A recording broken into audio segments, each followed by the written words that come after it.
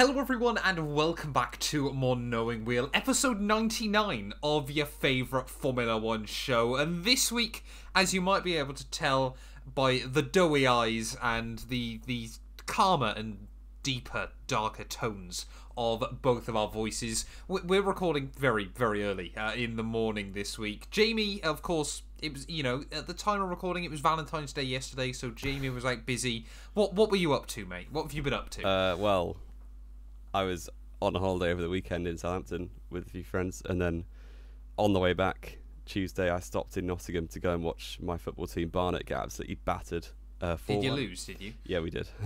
Unfairly. It shouldn't have been 4-1, but there we go. Should you have lost, though? Probably, yes. Fair enough, fair enough. But we are back, like we said, of course. Last week we did our preview show on the all-new Haas, Red Bull and Williams. This time around we're doing it on the Alfa Romeo, the Alfa Tauri and the Aston Martin. Yes, we've got all of the A's this week to run through, of course. And then next week's show we will be dedicating it to McLaren, Ferrari, Mercedes and Alpine, which probably is going to be the most interesting one to do, of course, because all four of those teams, probably are going to be fighting towards the top half of the grid. But of course the first car therefore, Jamie, to reveal in the last week was the all-new Alfa Romeo. Of course we already got confirmation of their new sponsor in stake, but I'm going to go out on a limb and say it, so far I think still my favourite F1 2023 livery. I probably would agree with that. I think an Alfa Romeo really haven't missed the mark with their last 3 liveries, I would say now. Well, really, I'd say since Charles Leclerc came in. Yeah, the gold and blue ones I wasn't a fan of, but since then they've been popping off bangers yearly.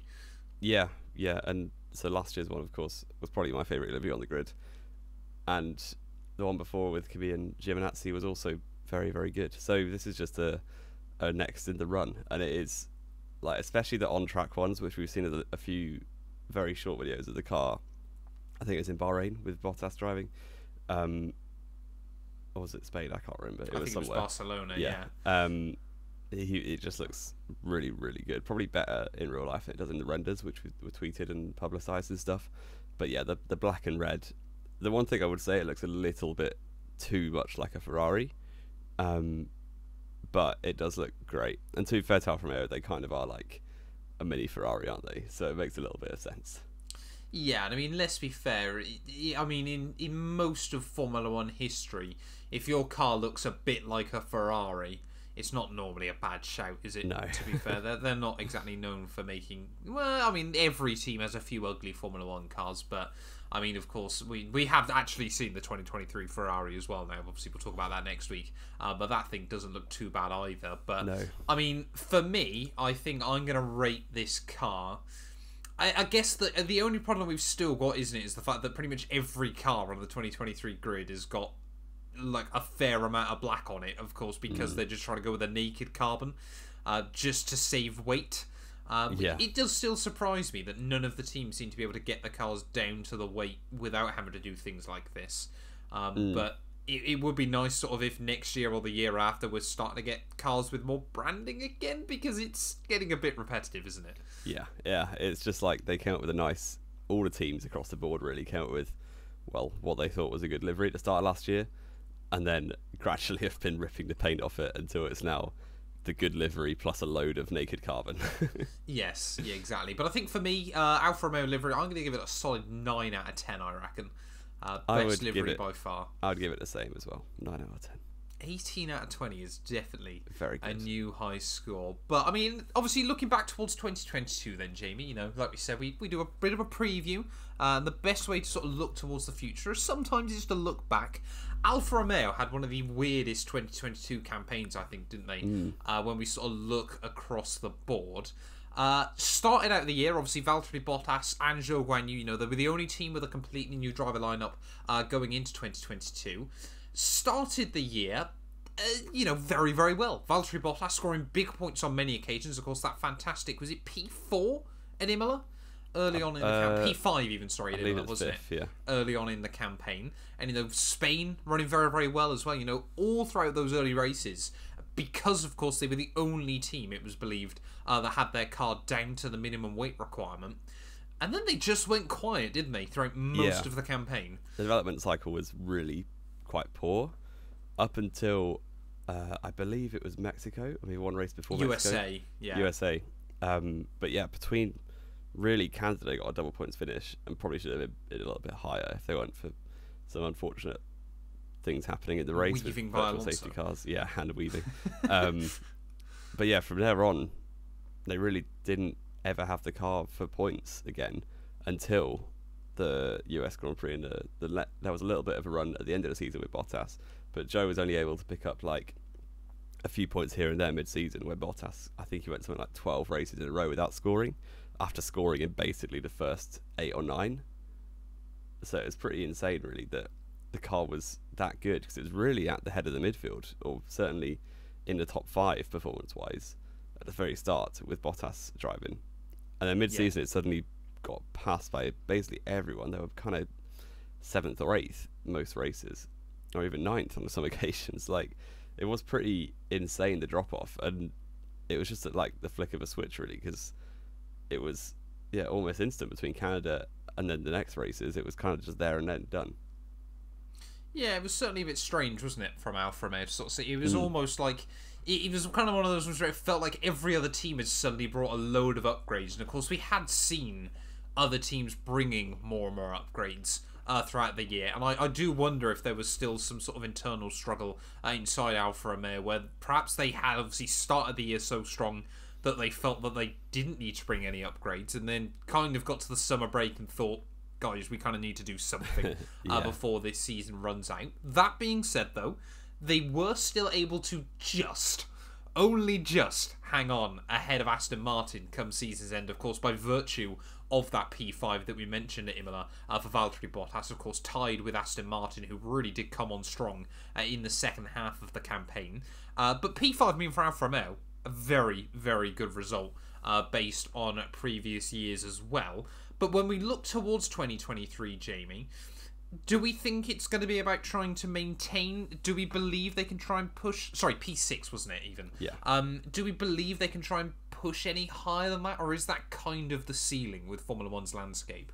I do kind of feel like if they finish 6th again, that'd be really impressive, because actually you have got a team behind Aston Martin behind them, who probably will have a better car this year, because the first half of the season last year they were really not great in terms of performance, and they probably have a better driver lineup as well, which is now, get me in the comments if you want, but I'd think Alonso right now is going to be performing higher than Vettel was last year. So all of those things combined, I do expect I expect Aston Martin to jump ahead of Alfa Romeo for 6th, and then I do kind of think the rest of the teams above are a little bit too far. So yeah, I expect a drop of 1 maybe, but if they can finish 6th, then that'd be pretty insane 2 years in a row, because I think it's their best result since 2013, 2012 in Probably terms of 2012, yeah, but I mean, of course, the thing as well, what we've got to remember with Alfa Romeo at the moment is there are a lot of other moving parts going on within that organisation. Of course, Audi were successful in buying their first part of, obviously, stake inside the team. So whether we're going to sort of see, Audi, they won't be a massive amount, but, potentially pumping a little bit of money into that program, getting them more prepared, ready for the full Audi takeover in a few years' time. And, of course, the fact, we haven't mentioned it so far, but Zhou Guanyu did struggle early on last year. I mean, we've said it countless times over and over. Of course, was a bit unlucky with the fact that obviously he was still adapting to Formula One when Bottas scored pretty much all of the team's points early on in the campaign, but was very, very competitive with Valtteri later on in the season. Do we think, obviously, of course, going into 2023, that really, of course, the question is still what's going to happen with Théo Pourchaire from their F2 roster? Is it kind of one of those situations where Zhou Guanyu has still got a fair shot to prove himself, or is it kind of, unless you do Mega Mate, Teo's getting the seat? No, I think they prefer him more, but they put a bit more respect to him than that, because basically obviously they've got Théo Pourchaire, who is still very young, still going to his 3rd year of F2, and he's going to be turning 20 this year, I believe. late on this year, if I'm not mistaken. So he's obviously a very hot prospect. He's in the Sauber Junior team, which is very good for them. But I don't think they would drop Zhou unless he did perform quite poorly. So I think he has to take... fanboyism sneaking in. No, not at all. But you kind of see teams these days, especially when they bring in a rookie, they kind of give them, like, they've got to do something particularly poor or just perform consistently below average for a long time to actually get dropped. And not see much progress, I think, is the big one, isn't it? So I think if Zhou takes even quite a small to medium step forward from last year, they wouldn't drop him. Really? No, I don't think so. Interesting. See, I'm definitely more of the mindset of he's got to be right, probably with Bottas pretty much from the get-go. No, I don't think that. I reckon there's going to be more internal pressure inside Sauber to try and get Teo Porcher an F1 seat ready for 2024. Just because, of course, like we said, he is a hot prospect, and I'm sure, if he does finally get that F2 championship, that, he probably should have been very close to last year. And I mean, at 19, that is 18, 19, that's incredibly good going. I think there might be other teams starting to consider knocking on the door quite soon if Sauber and Alfa Romeo don't do anything about it. Come on then, Jamie. One bold prediction for Alfa Romeo in 2023. One bold prediction. I actually can't remember what I said last week for different teams, but out of pure fanboyism, I will go for a Zhou Guanyu top 5 on one occasion. Okay. That feels fairly safe because he probably wasn't that far away from that on a few occasions last season. Okay, interesting. I am gonna say it might be less bold than that, and of course helped slightly by more races. But I'm gonna say Alfa Romeo are gonna score more points than they did last year. I'm not gonna say they finish higher, but I reckon they will score more points this year. That'd be insane. That'd be a very high scoring year for them. Well, I'm also thinking, there's 2 extra races, a few extra sprints as well. But that's going to be my one. And, I mean, I feel like this one's still fairly easy, but there's every inclination that you might disagree with me. Which driver is going to score more out of Zhou Guanyu and Valtteri Bottas? I think Bottas still. Yeah. I think he's still definitely the number one driver within that organisation. And, of course, has looked more and more comfortable in recent years. Let's head over then, Jamie, to New York. Of course, Fashion Week over there. And the all-new Alfa Tauri car. Yeah, we're smashing through both of the Alfa cars this week, of course. Not only have we moved over to New York, but so has Orlan as well, of course. And very, very prominently on the 2023 Alfa Tauri car. Leaving Alfa Romeo, going to Alfa Tauri. An interesting move there. But this Alfa Tauri car, I mean, it is just the digital renders again. And we don't know quite how much of the paint's going to get stripped off come Bahrain. Does look again very cool. I'm less keen maybe than you are. I prefer the last year's car or the one before, to be honest. Okay. I mean it's alright, but I don't particularly like the red Orlen sponsors, which obviously they're completely strangle-held into putting on. But for me, I prefer it without that, or at least less prominently. But yeah, it's a cool looking livery, but it's not my favourite. No, that's fair enough. So out of 10 then, Jamie, what are we ranking the all-new Alfa Tauri livery? I feel like we might differ on this one. Yeah, I'll go for a 6. You're going to hate me for that.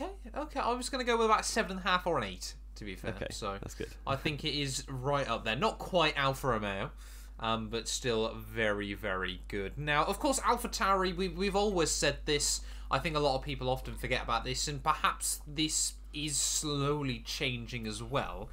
They're always a weird team when it comes into Formula 1, obviously, when we sort of talk about success and things like that, because they're not really a Formula 1 team like any other, and of course, we've banged this drum many, many times before in the past, but Alfa Tauri, if they're winning, it doesn't look good for Red Bull. No, the aim is not to win, which is very strange.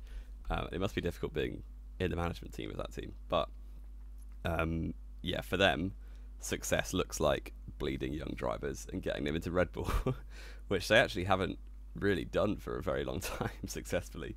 So no. yeah, it always is difficult for them because especially at the start of a rule cycle, they're not really prioritizing performance, which means they often get dropped by everyone. So hopefully that doesn't completely happen and they end up cast off at the back. But like if you compare it straight to 2021 versus 2022, which was the end of a rule cycle versus the start, they dropped 3 places in the constructors, and yeah, biggest drop off of anyone. Performance was also not great at all. No, exactly. And I mean, Alfa Tauri, of course, they just... I mean, I think we were kind of thinking, this was probably going to be Pierre Gasly's last year with the team. Of course, he absolutely was a star of 2021. But, yeah, 2022, it didn't feel like it clicked really for either driver, did it? They had a couple of decent races. Baku, I think, is still, of course, especially for Yuki, an opportunity gone missing. Mm-hmm. But P9 behind Haas there come the end of the year, they were definitely stronger than Haas on quite a few occasions later on in the campaign. But again, a bit like Aston Martin with Alfa Romeo, they were just trying to play catch-up and from a bit too far back, a bit too late on in the year. Of course, like we mentioned, they've now lost Pierre Gasly as well. So Yuki Tsunoda and Nick de Vries means that Alfa Tauri, their driver's height makes up just 9.5% of the F1 grid, when every team should be at around the 10% mark. Wow. Yeah, they are very short drivers, aren't they? They could have made the car shorter and taken advantage of that. Could have done. No difference. Could have done. Yeah, I'm not blown away by this lineup, to be honest. Not to go super down on them. I think they're probably, in terms of experience, the 2 of the most inexperienced drivers on the grid. Yuki's been around for a while now, actually. Yuki's into his 4th year, isn't 3rd year, sorry. 3rd year. But if I was to rank the driver pairings, which I'm sure we'll do down the line, this would probably be my lowest. I think we already have. We already have done it. Yeah, I forgot about that. I think it was my lowest. Yeah, I'm pretty certain it was for both of us. So it'll be interesting to see what they can come up with, but I really don't expect that much. And Yuki doesn't strike me as the sort of driver to lead a team. And obviously De Vries has had the total of 1 race in an F1 car. But he's done a lot of testing, so maybe he will be able to do that. It's going to be a very, very testing year for AlphaTauri. It's either going to be one that we look back on and go, yeah, we kind of could see this from a mile out, or we look back on it and go, fair play, Yuki did really well. He and Nick de Vries worked nicely together. Nick brought a lot of experience from other teams, and Yuki obviously brought, being around the AlphaTauri program for a few years. But it does feel like, for me, honestly, Nick de Vries kind of feels a little bit like when they brought Brendan Hartley in. Obviously he's not quite as old as Brendan Hartley, but it just kind of feels like far off, to be honest. No, he's not, is he? But I mean, Brendan Hartley, I think, was in his mid-30s, and obviously Nick de Vries is pushing up towards 30. But it just kind of feels again like we might be in for another year where AlphaTauri are kind of just a team that's there, rather than a team that's got a young prospect ready for Red Bull, or a team that is really delivering towards the front of the midfield. That being said, though, sometimes second year of rule changes, they have done very well. 2015, a good example of that. They often were hassling Red Bull as well that year, of course, because Red Bull had an absolute dog-do season. I'm not expecting that particularly in 2023. But as we look towards the new year, Jamie, it's a bit difficult to really say what aspirations they should have. Yeah, it is, because, when you've got the likes of a really exciting young driver like Max Verstappen, or like Daniel Ricciardo, or someone back from a long time ago, Sebastian Vettel, that the aim is really to, give them their Nurture shot in that F1 talent, and see what happens. But realistically, I don't think either of us see Tsunoda or De Vries ending up in Red Bull, and certainly if they do, they're not like a Red Bull future champion like you kind of earmark the others for. Yeah. So it's going to be a bit weird. It's going to be like, oh, there they are, they're still here.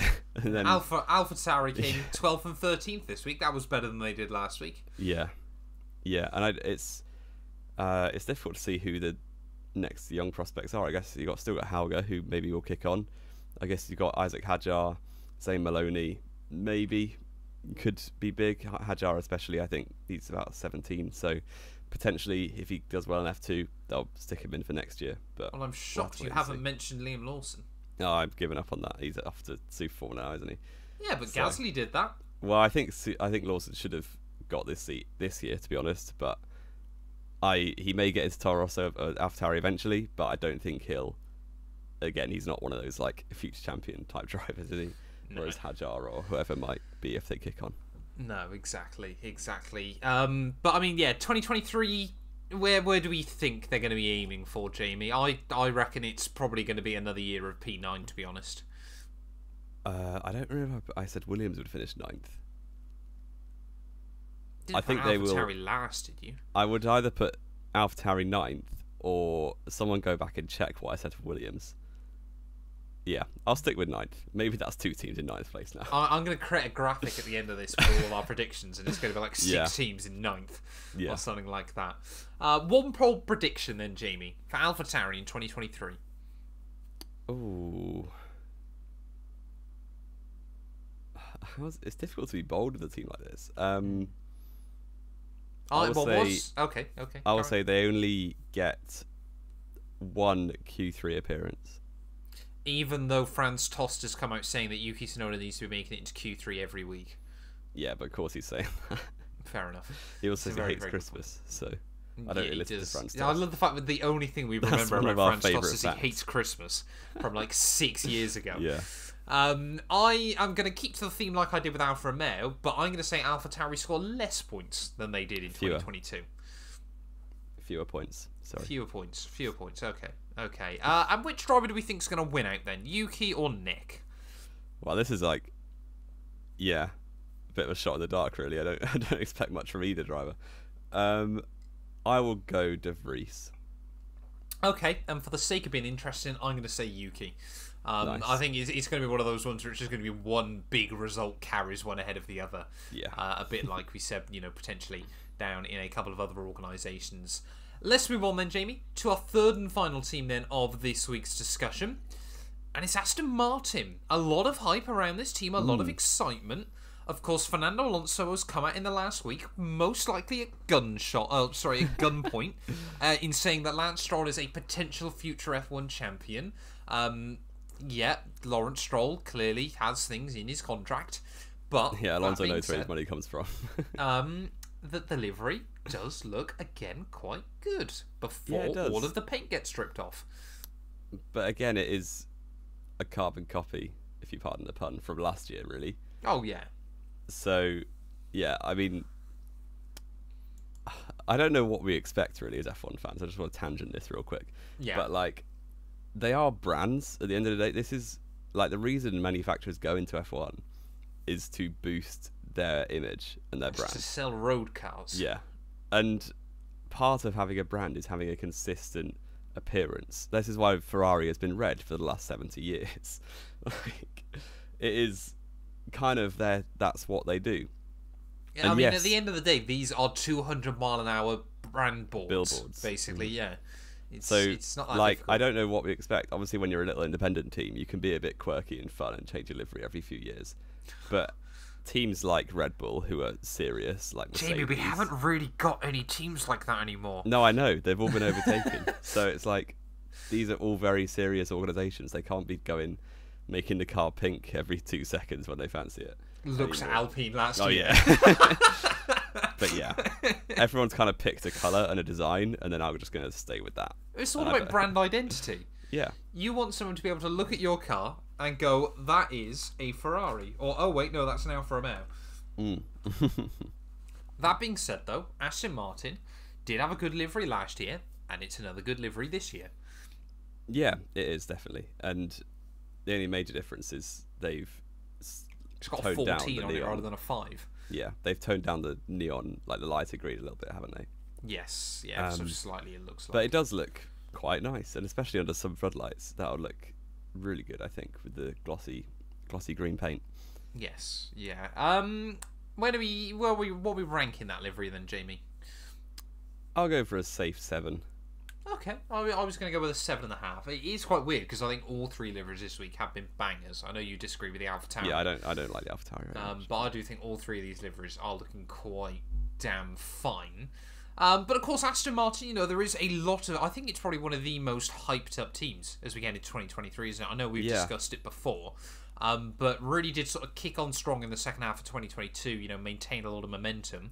And, we are saying it, they have got a better lineup than they did last year. Current Alonso outperforms last year Vettel. By how much is yet to be decided, because of course Aston Martin will break down his spirits very quickly. We're all expecting that. Spirits. But a bit of both, to be honest. I mean, I'm still expecting this to be an absolute implosion at some point this year. I'm not sure. Alonso, he generally gives new teams at least 1 year before kicking off. Does he though? Does he really? Unless they're absolutely awful like McLaren Honda, but yeah. Yeah, I expect good things from Alonso. And yeah, I do hope for his sake that Aston Martin can give him a car capable of his talent, because he hasn't really had that for the last few seasons now, or certainly the reliability. Since 2006. Yeah. 2007, really. Yeah, call it 2010. Yeah, okay. But yeah, I mean, Aston, if you look at trajectory, I think I said this before in a podcast, but they are probably the biggest, maybe them and Mercedes are two of the biggest upward trajectory teams based on in-season development last year. But nothing kills trajectory like a Spanish pensioner. Great. This is just Matt's chance to hate Alonso for the first time this season. I just can see the articles now, though, Jamie. This is the problem. Of Alonso by the summer break already wants out of his deal. Is he going to try and look somewhere else? Aston Martin are going to get rid because he keeps nicking Lance Stroll's milk cartons at lunch. It's just going to be a bloodbath, and then they're not going to score the results they need. Ocon spoke about it last year, didn't he? I thought it was still quite a telling interview when he was talking about obviously the fact that Alonso did no PR work and things like that. Are we going to see Lance Stroll having to try and sell golf clubs and things like that all the time? He's pretty built for that, to be honest. But he's got no personality either. No. It's just, I feel like this is going to be make or break for Aston Martin. And most of that will come down to the whim of which side of the bed Fernando Alonso gets out of. Yeah, he's quite a volatile character, to say the least. Yeah, it'll be interesting to see what happens. And then, yeah, I don't know what order it's going in, but I expect Alonso to win out, despite going up against a future world champion, in his own words.